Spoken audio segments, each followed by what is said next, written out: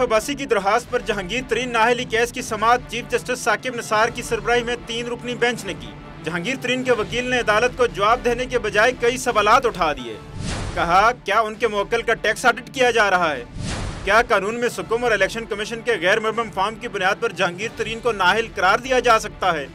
ये केस तो अदालत के दायरा इख्तियार में ही नहीं आता। इसे वापस लाहौर हाई कोर्ट भेज दिया जाए ताकि बुनियादी हुकूक मुतासर न हो। चीफ जस्टिस साकिब निसार ने कहा, आप जज्बाती ना हो, ये हमारा इख्तियार है कि केस सुने और फैसला सुनाएं। जहांगीर तरीन के वकील ने कहा, उनके मुवक्किल के टैक्स मामलात मुतल्लिका अदालती फोरम पर ज़ेर अल्तवा हैं। उनके खिलाफ अपील भी अदालत उज़्मा में ही आएगी। पनामा केस में भी सुप्रीम कोर्ट ने टैक्स मामलात में मुदाखलत से गुरेज किया। चीफ जस्टिस ने कहा, मुतल्लिका फोरम पर ज़ेर अल्तवा मुकदमात सुप्रीम कोर्ट को कानून की तशरीह करने से नहीं रोकते।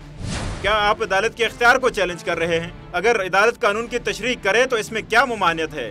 जहांगीर तरीन के इलेक्शन कमीशन और FBR में जमा कराए गए गोशवारों में तजाद है। अदालत इसका जायजा ले रही है।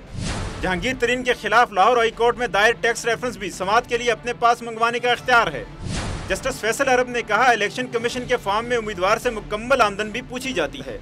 इस कालम में भी सिर्फ जाती जमीन की आमदन जाहिर की गई, लीज वाली जमीन की आमदन क्यों ना बताई। केस की मजीद समाअत जुमेरात को होगी। कैमरामैन नासिर मुगल, इरफान हाशमी और नुमाइंदा खुसूसी अब्दुल क़य्यूम सिद्दीकी के साथ आजम खान, जियो न्यूज़, इस्लामाबाद।